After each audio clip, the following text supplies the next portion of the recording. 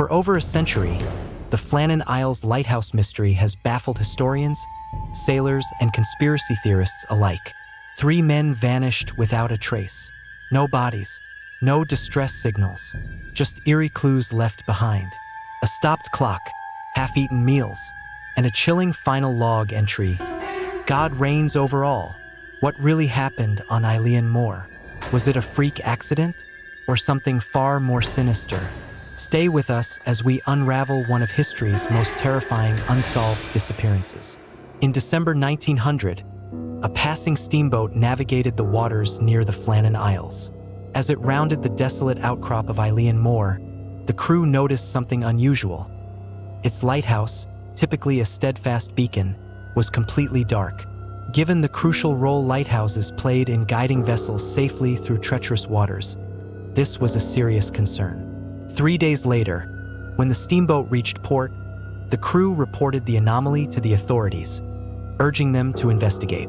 Coincidentally, the lighthouse keepers stationed on Eilean Mor were due for a rotation. This provided the perfect opportunity to not only replace them, but also uncover why the lighthouse had gone dark. Captain James Harvey was tasked with the journey. Accompanied by a small crew, he set sail toward the island with Joseph Moore, the designated relief keeper who was to take over duties. As their vessel neared the shore, the crew kept their eyes fixed on the towering staircase that led up from the dock to the lighthouse. It was customary for lighthouse keepers to descend the steps and welcome incoming personnel upon their arrival. However, as the ship edged closer, something felt unsettling. No one was coming down to greet them. Eilean Mor, apart from its lighthouse keepers, was home only to a few scattered sheep.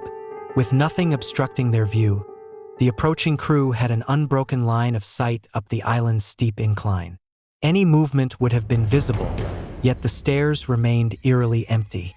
Even more concerning, the dock, which keepers diligently maintained to ensure safe landings, showed no signs of preparation.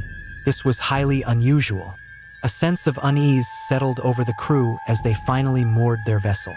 Captain Harvey turned to Joseph Moore and instructed him to proceed alone, survey the area, and locate the missing keepers.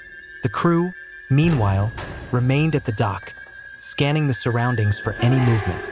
As Moore ascended the long, steep staircase, he could only see the steps ahead. His view of the lighthouse remained obscured until he reached the summit.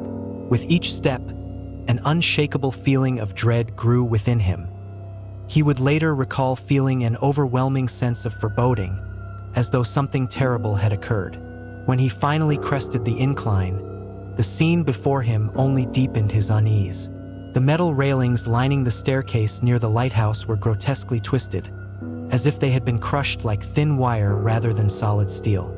Nearby, an enormous boulder, one that had remained fixed in place for countless years, had inexplicably shifted. A deep indentation in the grass traced the path where it had rolled. Moore's first thought was that an unparalleled storm must have struck the island. Perhaps this explained the lighthouse's failure. Perhaps the keepers had been overwhelmed by nature's fury. But as he stepped toward the lighthouse itself, his theory began to unravel. The door was firmly shut but unlocked. Pushing it open, he hesitated before calling out for the keepers. His voice echoed through the empty corridors. No response. The silence was suffocating. Before venturing further, his gaze flicked to the wall where the keepers' coats usually hung. There, swaying slightly on its hook, was a single oilskin jacket. Whenever the lighthouse keepers left their station, especially if they were departing the island for any reason, it was unthinkable that they would do so without their protective oilskin jackets. That's why the discovery of one still hanging inside the lighthouse immediately raised suspicions. If the 3 men were no longer present within the structure, then why had only 2 of the jackets been taken? The absence of the third suggested that whatever had happened forced them to leave in haste. As Joseph Moore moved through the lighthouse, more unsettling details emerged. The kitchen table remained set with unfinished meals, meat left untouched on the plates, pickles recently removed from a jar, and chairs knocked over. Even more chilling, the mechanical clocks had stopped ticking, hinting at a moment in time when everything seemed to halt. Venturing further, Moore examined their sleeping quarters and found all the beds unmade. This was not just unusual, it was against protocol.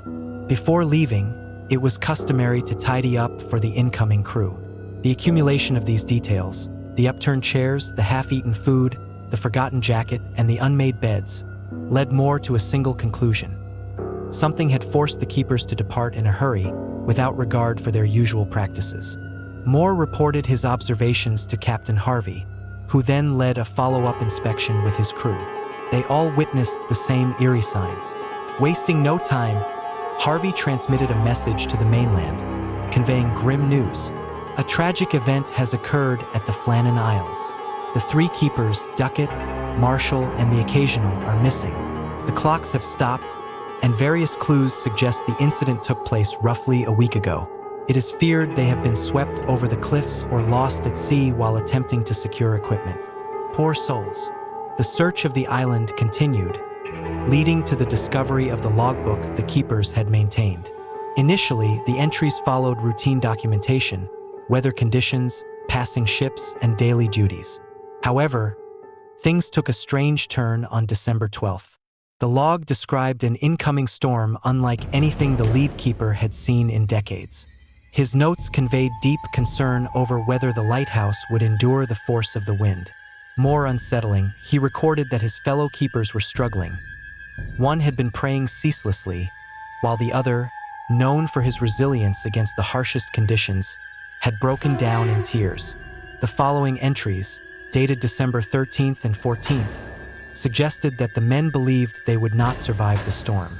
Fear consumed them as they continuously prayed, seemingly bracing for the inevitable.